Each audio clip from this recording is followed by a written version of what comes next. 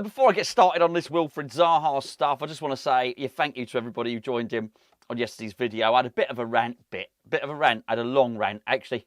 What a lot of you don't know is I cut out a 7-minute section of that video. So the edit was so seamless. You probably didn't notice I cut a 7-minute section. It was longer than that, even so. But I really loved reading all your comments. It seemed to certainly touch a nerve with quite a few of you. Because, look, let's be fair, we're all sick of being told off by the mainstream media. And they were besmirching West Ham fans. Good name. I thought so anyway. And so did so many of you. So thanks for the support. I did actually hear back off of, how can I put this? Got to be careful what I say, really. Put it this way.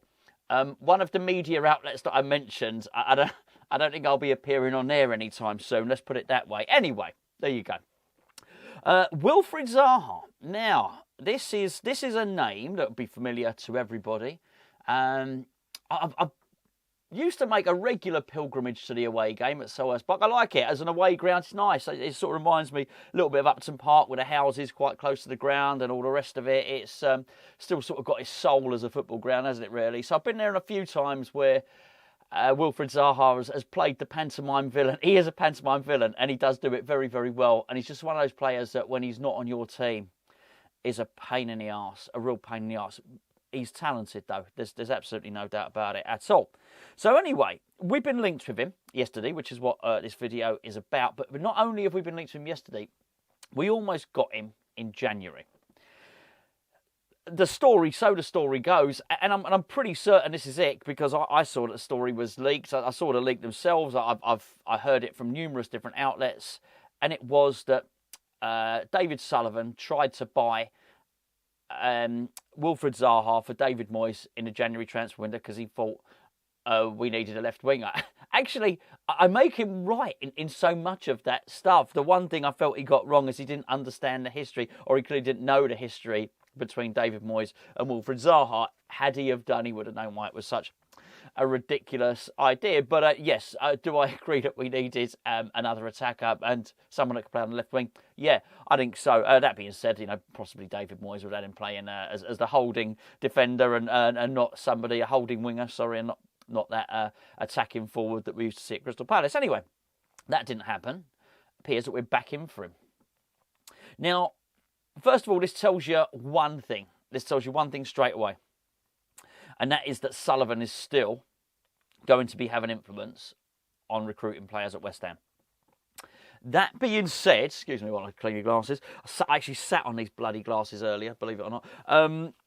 That being said, I do believe that if we're going to bring this player in, we're going to bring in Wilfried Zaha, that Lopetegui and Tim Steidten have probably also signed off on it. They don't need to sign off on it. Sullivan's in charge. He's shown that over the last week or so.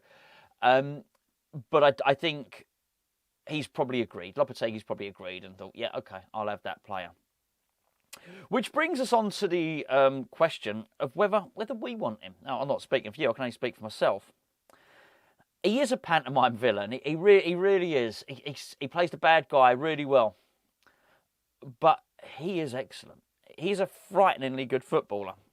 And it's quite funny, really, because if you were to ask me what do I think West Ham need, it's younger players. I will constantly tell you, younger players. We definitely need younger players. However, what I don't think we've got, with the exception of Gideon Kadua, who probably plays more on the right side and started to feature a little bit more towards the end for Wickham, we don't really have an exceptional left winger, proper left winger, ready to come through the academy just yet. We got some good players in other positions, but that one is not. I'll put it this way: I wouldn't play Callum Marshall there, not in a position that I play Wilfried Zaha. So I think it's a position that we need. He's 31. So ordinarily, I think if it was anyone, I'd be saying, what are we doing this for? We've already got the oldest squad in the Premier League, or second oldest squad in the Premier League. So it seems a stupid idea. But I have to say, he's that talented. And he is 31. He's 3 years younger than Mikel Antonio. Let's get that right. He's also, I think he's got a reasonably good injury record as well. I think so. Correct me if I'm wrong in the comments, by all means. And I just think he's a brilliant Premier League player. I think you could look at his time at Manchester United and, well, it's quite clear that didn't work out for him for a number of reasons. Maybe it was a little bit too early in his career. Certainly, it got stopped in his tracks when David Moyes went there for the reasons that I'm not willing to discuss in this video. And I don't think it's any reflection on his quality as a footballer. I think he's excellent. Basically, does he improve West Ham's attack? Yes. And whenever I do one of these videos, there'll always be someone saying, well, where does he play? This is not our problem. We've got so many times this season where Kudus has been out, or Paquetá's been out, Bowen was out, got injured on England duty. Well, actually, even Kudus got injured for a little bit, didn't he? He hurt his back, and he went and he even missed 1 or 2 international games. At one point or another, every single one of our attacking players has been injured.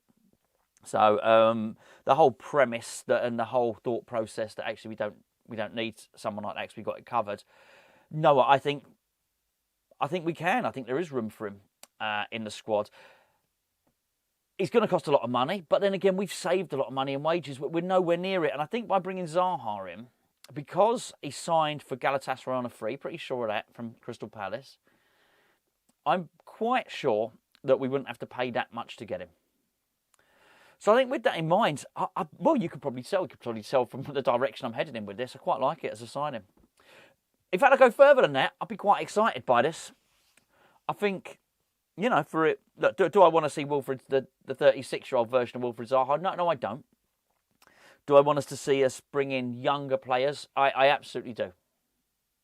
However, if we can get this position sort of signed off, as it were, with a good, really good player like that, for not much money, then it's going to allow us to certainly bring somebody else in who we're going to have to spend money on. And I mean, we're all playing a game at the moment, aren't we? We're all playing that game of what do West Ham need? What positions are we going to sign? And then we've got the extra layer of not knowing too much about the new manager coming in. We're all searching for information, aren't we? All trying to do our own little bit of due diligence on our smartphones, find out as much as we can about this guy.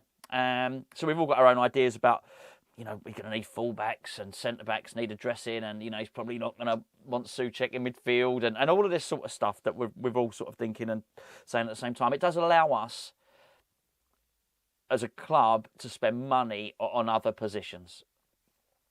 I mean, I'll go back sort of 12 months if you like, probably longer than that. I actually, at the point where we signed Lucas Paquetá, I do think the whole idea was set up to get Jesse Lingard on a free.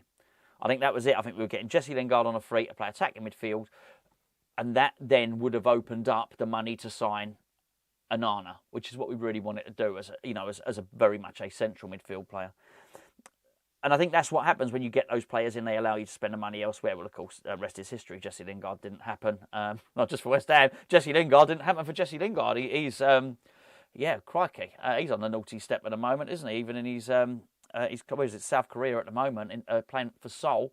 That's not worked out too well at all for him. But at the moment we didn't get him, we then had to spend money elsewhere, and we ended up having to spend big money on somebody that was going to unlock the opposition defence, and that was 50 million on Lucas Paquetá. We'll discuss the Mohammed Kudus thing tomorrow, probably. It's been confirmed, £85 million buyout clause.